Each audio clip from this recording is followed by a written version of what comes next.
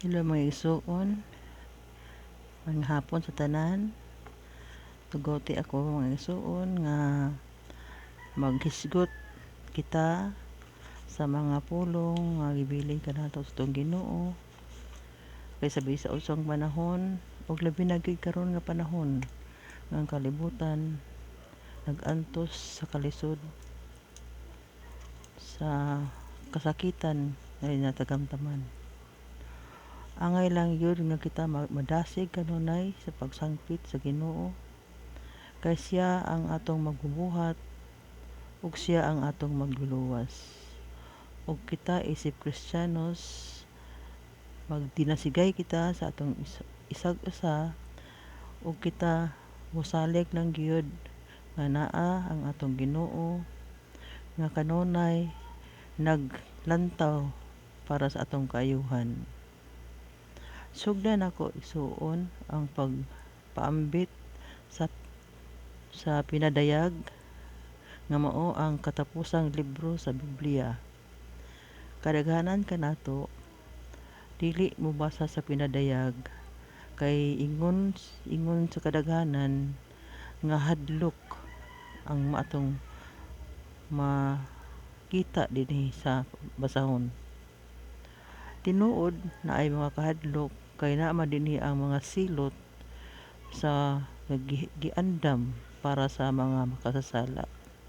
Pero kinisad ang pinadayag, mousad kini ang atong paglaom kay nagpasalig ang atong Ginoo nga kun dili kita mobiya kaniya naatay dakong ganti nga iyang ihatag kanato kung wala ta mobiya kaniya. So tugote mga igsoon nga akong basahon ang pinadayag sa akong makaya nga pagbasa na unta klaro sa inyong pagdungog ug unta kining panahon nga atong gigamit atong ihalad sa Ginoo makita mahimong makanunayon pagsangpit kaniya. Akong sugdan mga igsoon, atong iandam atong kaugalingon ug atong hangyo atong Ginoo nga samtang kita naminaw iyang ablihan atong kasing-kasing ug hunahuna nga ato gyung masabtan kining mga pulong iyang gibilin kanato. Ang pinadayag kang Juan, pasiun na. Ang gipadayag kang Juan gisulat sa panahon nga ang mga Kristohanon gilutos tungod sa ilang pagtuo kang Hesukristo ingon nga Ginoo. Ang labing importanteng tuyo sa tagsulat mao ang paghatag og paglaom ug pagdasig sa iyang mga magbabasa ug ang pag-awhag usab kanila sa pagpabilin nga matinud-anon sa ilang pagtuo sa panahon sa pag-antos ug paglutos. Ang kinadak-ang bahin sa maong basahon naglakip sa daghang ug sunod-sunod nga mga pagpadayag ug mga panan-awon pinaagi sa mga simbolo. Nakasabot niini ang mga Kristohanon niadtong panahona apan nagpabiling misteryo sa uban. Sama sa tema sa usa ka musika, ang tema sa maong basahon balik-balik sa makadaghan sa nagkalain-laing paagi pinaagi sa mga panan-awon. May nagkalain-laing pangunahuna bahin sa paghatag og kahulugan sa gagmayng bahin sa maong basahon. Apan tin-aw kaayo ang kinatibuk ang tema niini. Pinaagi kang Kristo nga Ginoo sa katapusan buntugon sa Dios sa hingpit gayud ang mga kaaway lakip si Satanas. Gantihan usab niya ang matinud-anon niyang katawhan sa mga panalangin nga mao ang bag-ong langit ug bag-ong yuta sa dihang mahingpit na ang maong pagdaog. Kining basahon na nag-asoy sa mga butang nga gipadayag sa Dios kang Hesukristo aron iyang ipakita sa mga sulugoon sa Dios ang mahitabo dili madugay. O gipadayag kini ni Kristo pinaagi sa iyang anghel ngadto sa iyang sulugoon nga si Juan. Gisugwilo ni Juan ang tanan nga iyang nakita ug kini iyang asoy mahitungod sa mensahe sa Dios ug sa kamatuoran nga gipadayag ni Kristo. Bulahan ang mobasa ni ining basahona sa mga propesiya ug bulahan ang mamati ug magtuman sa nahisulat niini kay duol na ang panahon mahitabo kining tanan. Mga pangumusta ngadto sa 7 ka iglesia. Gikan ni Juan alang sa 7 ka iglesia sa lalawigan sa Asya. Mainyo ang grasya ug kalinaw gikan kaniya ang Dios karon kaniadto ug ang muanhi. Mainyo usab ang grasya ug kalinaw nga gikan sa 7 ka espiritu nga anaa sa atubangan sa iyang trono. Ug gikan kang Hesukristo ang kasaligang saksi, ang unang gibanhaw nga mao usab ang nagmando sa mga hari sa kalibutan.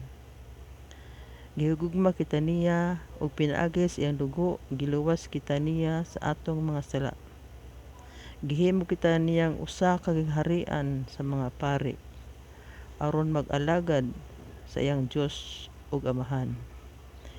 Iyan ni Hesukristo ang dungog ug ang gahom sa walay katapusan. Amen. Tan-awa unya muanhi na siya uban sa mga panganod ug makita gayud siya sa tanan lakip sa naglansang kaniya. Magminatay ang tanang katawhan sa yuta tungod kaniya. Tinuod gyud kini. Amen.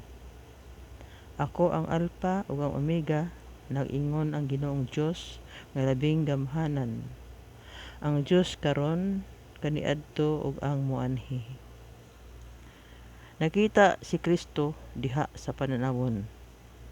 Ako si Juan, ang inyong igsuon ug ingon nga sumusunod ni Kristo. Nagkigambit kaninyo sa mapailubong paglahutay sa mga pag-antos nga mudangat kanila nga sakop sa gingharian sa Dios. Gidala ako ngadto sa pulo sa Patmos tungod kay gisangyaw ko man ang pulong sa Dios ug ang kamatuoran magipadayag ni Hesus. Sa adlaw sa Ginoo gigamhan ako sa espiritu ug nadungog ko gikan sa akong luyo ang kusog nga tingog nga milanog sama sa usa ka trompeta. Miingon kini, isulat ang imong nakita ug ipadala sa imong sinulat ngadto sa 7 ka iglesia, sa Efeso, sa Smyrna, sa Pergamo, sa Thyatira, sa Sardes, sa Philadelphia ug sa Laodicea. Milingi ako pagsusi kung kinsay nakigisulti kanako ug nakita ko ang 7 ka bulawan nga butanganag suga. Sa tiwala niini nagtindog ang daw-tawo, nagsulob og pisti nga sangko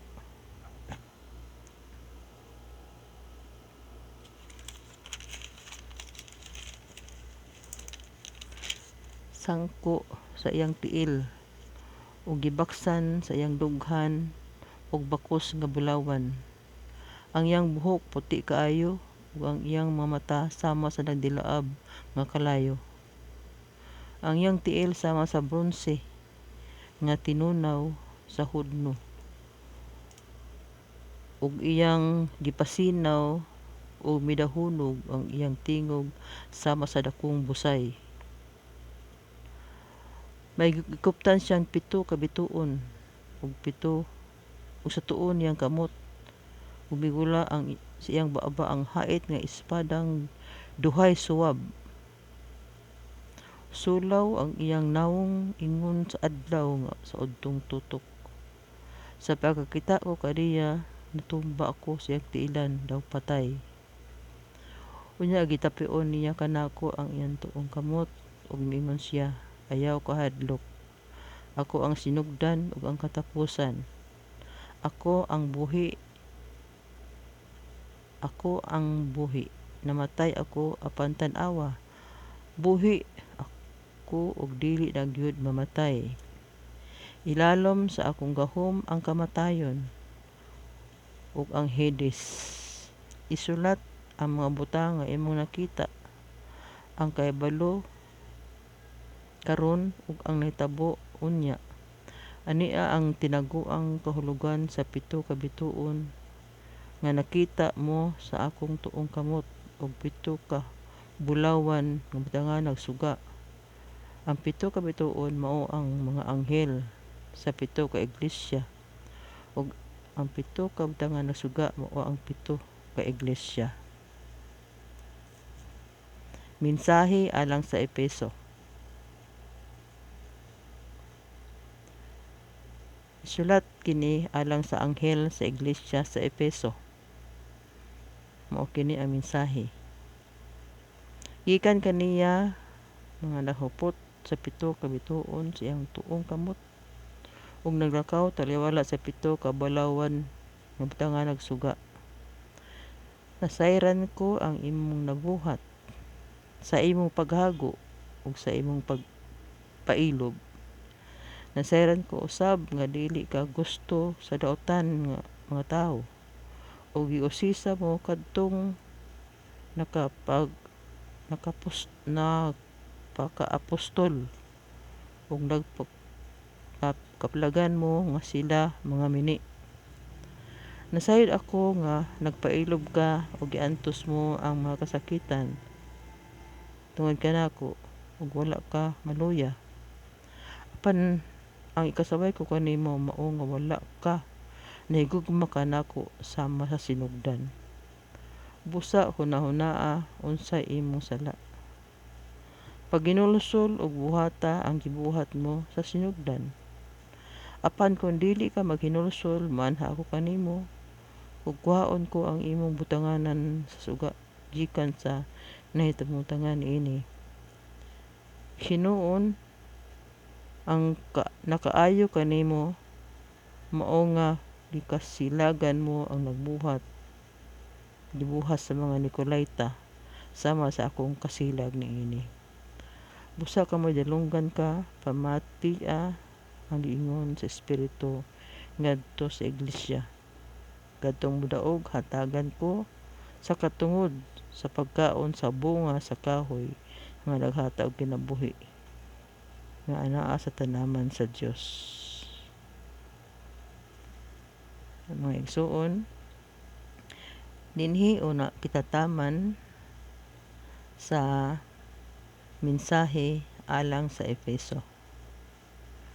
Kung atong mabasa, kini alang sa mga simbahan sa Efeso. Kini Efeso naa didto dapit sa Turkey. Pero ang mga mensahe sa Ginoo dili lang sa usa ka grupo sa tao kundi sa tanan niyang mga sumusunod. Kitang iyang mga sumusunod gitawag kitag simbahan, mga group of believers. So dinhi sa Efeso giingon dinhi nga nasayod ang Ginoo kung giunsa paghago sa tao o sa mga tao nga iyang sumusunod. Nasayod ang Ginoo nga kasilagan sab nato ang daotan.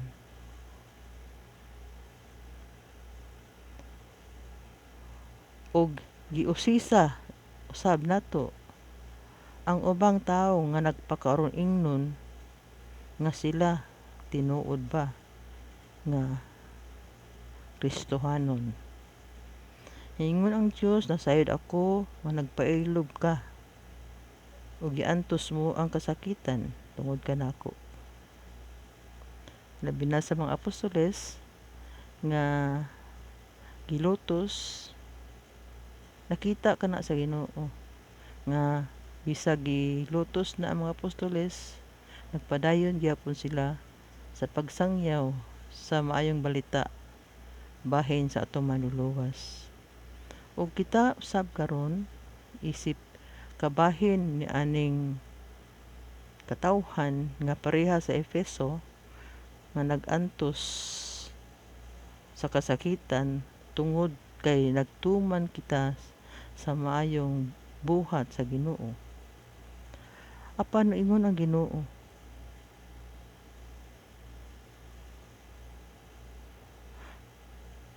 apan ang ikasaway ko kanimo mao nga wala ka nahigugma kanako sama sa sinugdan. I have something against you.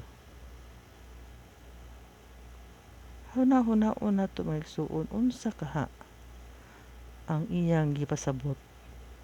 Ingon siya, I have something against you. Apan ang ikasaway ko kanimo mao nga wala ka na mahigugma kanako sama sa sinugdan. Unsay pasabot niya wala na ta mahigugma sama sa sinugdan? Ang sama sa sinugdan, ang atong first love is only to love God. Pero sa atong kahimtang karon, sa atong kalibutan karon, daghan na kaayo ang atong gihigugma. Daghan na kaayo ang gusto natong kabuton. Wala na kaayo nato nahimong importansya ang pag-angkon sa gingharian. Ang atong pinaka-importante karon is mahimutang arang-arang sa atong panginabuhi, mahatag nato sa atong mga anak ang iyang gikinahanglan, makuha nato atong ambisyon, nga makabalay kita, makapalit og mga butang, nga makapahayahay sa atong pamumuyo, makahuman og pag-eskwela, ug ang atong hunahuna sa Ginoo is layo na kaayo sa priority. Busa hunahunaa unsay imong sala. Atong hunahunaon unsay atong sala. Kay sa atong kasing-kasing pirmi matang miingon nga I love you Lord. Pero nakita gyud sa Ginoo nga naras atong ba ang I love you Lord, wala sa atong kasing-kasing. Pag hinulusol og buhata ang gibuhat mo sa sinugdan, iba sa sinugdan wala kayo tag mga ambisyon, gusto lang ta nga malipay sa kanato ang Ginoo, nga kita maninguha ta nga dili ta malayo sa iyang gingharian. Pero sa dihang nabisi na ta sa kalibutanon nga kalihukan, nabisi na ta pag-form, pag-improve sa atong life, nabisi na ta pagplano sa kinabuhi sa atong mga anak, ug nahimong last priority kanato ang Ginoo. Ingon diri, apon kung dili ka maghinulusol, muanha ako kanimo ug haon ko ang imong butanganan sa suga gikan sa nahimutangan niini. Kung dili ta maghinulusol, kung nagpadayon kita sa atong kalibutanon nga kabisi, unsa man kining suga? Kining suga mo ni siya atong kahayag, lamdag. Kung kita maayo ang atong pangnegosyo, mahayag ang atong kaugmaon. Kung kita maayo og trabaho, mahayag ang atong mga panglantaw kay makapalit man nato ang atong mga gusto. padili man na mo'y importante kay nakita man na sa Ginoo nga dili na importante kanato ang Ginoo. Hinuon ang nakaayo kanimo mao nga gikasilagan mo ang gibuhat sa mga Nicolaita sama sa akong pagkasilag, no? Na ako no tay maayo naa sa ato nga nasilag ta sa makasasala. Nasilag, natural nasilag ta no. Pero isa di ay ta pareha nila nga makasasala. Kay wala man kita nagtuman sa kasuguan sa Ginoo. Ang dili pagtuman sa kasuguan sa Ginoo is pag-dishonor kana kaniya. Ingon dire, busa kung may dalunggan ka, pamatia ang giingon sa Espiritu ngadto sa iglesia. Kadtong mudaog, hatagan ko sa katungod pagkaon sa bunga sa kahoy nga naghatag og kinabuhi nga anaa sa tanaman sa Ginoo.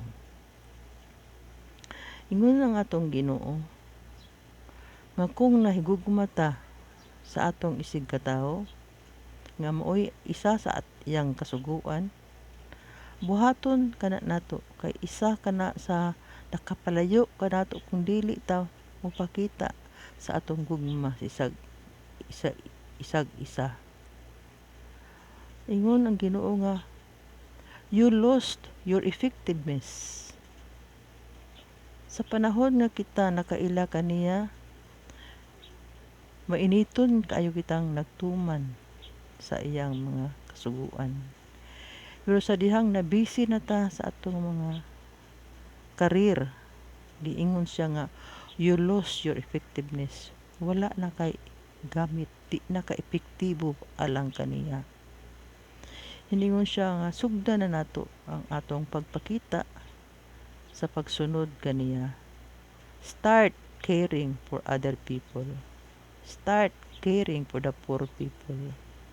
Dili lang imong kaugalingon ang imong gatan-awon. Magsugod na tagbuhat sa mga buhat nga makalipay sa Ginoo. Forgiving our enemies is isa nga pagrepent nga dili na kita magdumot sa atong isig kaingon. Atong isipon nga ang tanan natong gibuhat is a form of worship to Him. Ang saad sa atong Ginoo nga kinsa katong mo-overcome, kinsa katong makalahutay, kinsa katong dili mo surrender. Ngon siya, I will give you a gift of life. If you stay truthful to me, I will give you eternal life. I will give you a great reward. Sa Matthew 5 verse 12, ingon dire, for those who endure in my name's sake, great is your reward in heaven. Mo kini mga igsuon ang atong pagtulon-an karon na ay mga atong gipangbuhat nga wala nagustuhan sa Ginoo. Ingon siya, I have something against you. Atong hunahon unsa man di ay ang ikasilagan sa Ginoo dinhi kanato. Ingon siya, you lost your effectiveness. Wala ni tay silbi. Prag kulang kaayo ang atong pag-serbisyo kaniya. Pero di nato ikaguol kay naa siya'y saad. For those who endure in my name's sake, great is your reward in heaven.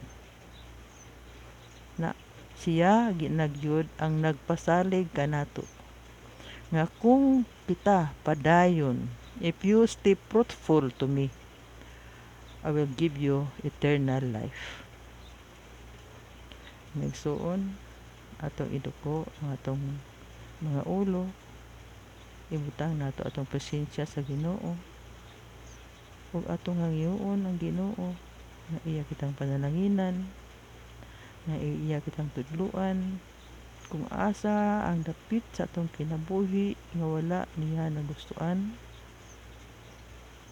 Nahunaon atong maayo mga isuon nga dili lang isa ka part, dili lang isa, daghan tag kakulangon sa Ginoo, ug mauna ang nakawala sa atong pagka-epektibo nga Kristiyanos. Ampo kita nga iya katang hayagan nga unta muundang na ang atong mga pabuhat sa mga buhat na iyang kasilagan, ug unta kita dili na magpakasala ug atong basulan ang mga daotang nabuhat nato, ug maninguha kita sa paglikay na sa pagkasala, kay aron kita may lugar dito sa langit. Salamat sa Ginoo. Salamat mga sisters.